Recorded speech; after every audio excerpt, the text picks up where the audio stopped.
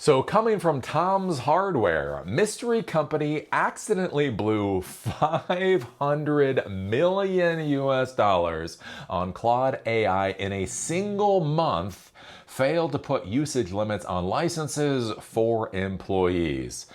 That is a hell of a thing. Combining Tokenmaxxing with administrators that don't know what the hell they're doing, and you get a $500 million bill.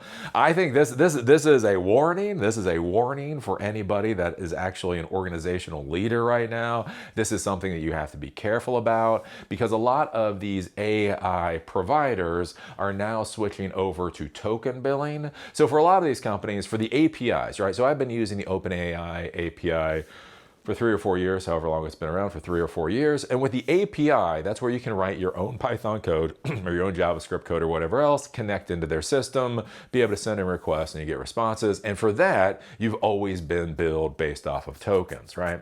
Well, the thing was, is then you have ChatGPT, so OpenAI is more consumer focused product. And with that, you would just pay a flat fee. Let's say a $200 or a $20 a month fee or a $200 a month fee. And basically that was, you get access to all the AI that you want. And so the curious thing is with workflows for a lot of organizations, right? They have set up workflows with the idea of we pay for an AI account for our users, and then they just use it, just like Office 365, just like Salesforce or whatever else. There's an argument like, should we pay $50 a month for Salesforce per user? You have an argument, but once that argument's over, you just pay the $50 a month and nobody worries about it anymore. Well, the issue is these AI services actually cost a lot of money to provide the responses in hardware resources, right? If you look at things like Salesforce, not going to be snarking on Salesforce at least here, but the big thing to understand with Salesforce is from a resource utilization standpoint, each additional user doesn't actually require that many more resources, right? From a simple hardware perspective, each user that gets added to the Salesforce system probably costs like a dime a month, right? You pay $50, but when you're paying $50 a month, you're paying for basically the you're paying for the labor costs for engineers and project managers and that type of thing, and you're paying so that they get a profit. The actual cost to provide the service for database and all that kind of stuff is about 10 cents, right? If you look at Office 365, most of the stuff, if you're doing documents or whatever, probably doesn't cost very much. If you're doing email, like Outlook, especially if you have a lot of storage, again, it might cost a little bit of money to Microsoft. It might be like $1 or $2 per month for the actual hardware utilization that's required to provide you services. But otherwise, doesn't really matter. Like just the additional per user cost for normal software as a service or platform as a service or whatever else is relatively small. And so the companies can just eat it. They just give you that flat rate and go for it. The issue is with these AI services is it costs a lot of money, right? Every time you make a request, it takes a lot of hardware resources to actually perform that request. I mean, you think about this for a second. Like, if you want to set up a database server, so this is a $55 Raspberry Pi 4, right? I could set this up as a database server, Postgres or MySQL or MariaDB or whatever, and it could probably handle quite a few users in a quote unquote production environment. Like, I wouldn't put this into a production environment because if I did, people would laugh at me. But you probably could. You probably could put maybe 1,000 users onto something like this, and this is a $55 computer, right? The issue you run into with AI services is, you see this computer here, right? This is my M5 MacBook Pro. You know, the thing that cost me $5,000 and it's collecting dust. My review of the M5 MacBook Pro. Yeah, I do own it, but you know, it's... Anyways, right? Here's the thing. When I run a GPT OSS, so that's a 120 billion parameter model on this thing.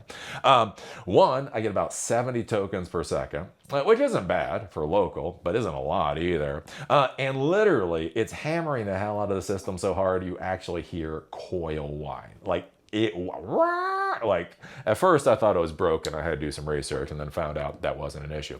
So anyways, the big thing to understand with these AI services is that they cost the providers a lot of money. So having simply an a la carte plan where you pay $20 a month or $200 a month or whatever else literally is not working for these AI companies. So what these AI companies are doing is they're transitioning over to a token-based model where you pay based off of how tokens are used. But this is one of the things I talk about with workflows, why workflows can either make your company incredibly successful or kill it. Think about this.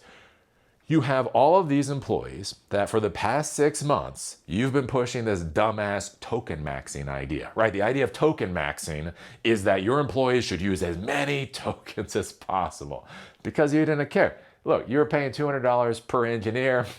They could use all the tokens they wanted. It doesn't matter to you, right? So you've been pushing your engineers to use more and more tokens. Spin up as many agents as you want.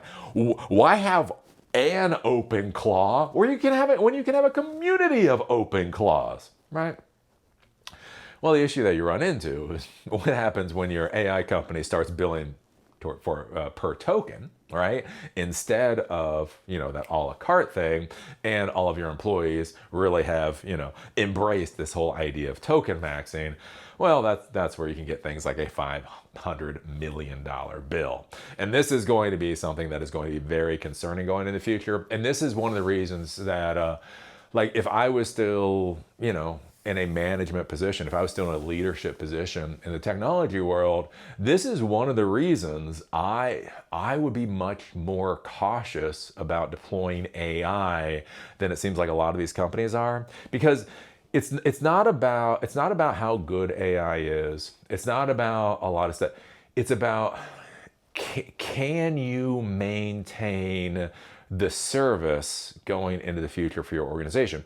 If the cost for the product exceeds what you're able to pay for it, you can run into a lot of problems. What if you transition your entire workflow, your company, your organizational workflow, right, to have AI as a core component, and all of a sudden the cost of AI goes up by 10x? Will your company be able to survive it? And if your company can't survive it, do you have the ability to roll back? Like, I think about this back when I was in the corporate world 20 some odd years ago. Anyways, I remember we were having some problem. So I was in a company that had all this stuff. We had sales and we had installers and we had everything. Anyways, and so we were having a problem with, it was like our CRM solution. There was some component of our CRM solution that was just quirky. Anyway, so I fly back to the headquarters. My managers have been bitching. The managers that I support have been bitching about this problem with the CRM solution. So I go back to the headquarters. I'm sitting down with my boss, and I'm like, "Hey, boss, look, they're having problems with the system. The system isn't doing what they're supposed to. It's quirky. It fails half the time." There's some real problems, right? And I was like, "Look, there's an issue, right?" And so I still remember my boss looked at me. It's like, Eli, what you have to understand is they've got a paper system. See, there is a backup. There is a plan B for when the CRM solution does fail every once in a while. So just tell your managers to use the paper solution. I don't like to tell you that, but just right. So anyways, I go back, right? I'm a 20-something-year-old. I've been told how the world works. I still remember walking in that one manager's office. I was like, well, the bad news is, unfortunately, there's a lot of problems. We can't solve them. But I learned you have a paper solution. And I still remember when she looked at me, she said, "Eli, have you seen our paper solution?" And I was like, "No." She was like, "I am not using the fucking paper solution." Oh, apparently it was a bit of a nightmare. And so that's one of the things to be thinking about, right? You implement artificial intelligence into your systems. You realize it's not working. You need to roll back. But do you still have the ability to roll back? And this is why, if I was still had employees, if I was still in a leadership position or whatever else, I would be very cautious with this whole AI disaster. But anyways, That's just me. That's why I'm in my basement. That is why I am hiding in my basement right now. A mysterious unnamed company is reported to have accidentally spent $500 million in a single month on Claude AI after forgetting to set usage limits for Claude licenses for employees. The staggering revelation was made as part of a new Axios report that claims U.S. corporations are starting to feel the pinch of overzealous AI spending. The report claims that corporate leaders, quote, are starting to question whether soaring AI spending is delivering meaningful returns. Holy crap. Meaningful returns. What?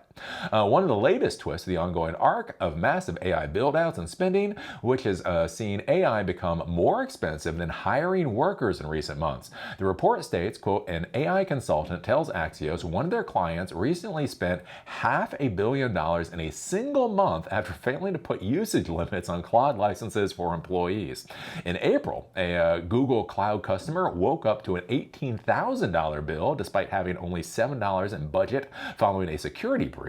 Earlier in May, OpenClaude's creator revealed they had burned through 1.3 million in OpenAI API tokens in a single month. The broader report claims that companies that were previously quick to embrace AI spending are now starting to see enormous costs without necessarily getting any material return. Right? This is the thing that I've been screaming about for a long time. Look, AI is an amazing party trick. AI, from a technical standpoint, is fabulous. That doesn't mean it makes business sense. And it seems like a lot of these companies are starting to realize that. The more recent report says corporate AI adoption has found several issues with AI, with human workers turning to automating dreary and mundane tasks they don't like doing rather than valuable or meaningful work. Others have reportedly found employees even using AI models to check the weather. It doesn't help that agentic AI tools eat up 1,000 times more tokens than querying an LLM. So imagine, if you're the founder, if you're the owner of a company, you're paying all this money in tokens, and literally your employees are burning tokens just to see whether or not they need an umbrella today. Or basically asking, you know, what dinner they should make for their spouse tonight if they've gotten into an argument. And basically that's being done at scale with your credit card. That's a hell of a thing. So what do you think about this? What do you think about $500 million in tokens being burned by a company that forgot to set usage limits? What do you think about this with companies starting to realize that AI might be cool, but it's actually not that useful? Are you starting to understand what I've been trying to scream about for the past couple of years? Anyways, put your thoughts down below. If you like these episodes and you want them on Spotify or Apple Podcasts, there's a link in the doobly-doo. Also, if you want to follow me on LinkedIn, there's a link down there too. With that, see y'all later.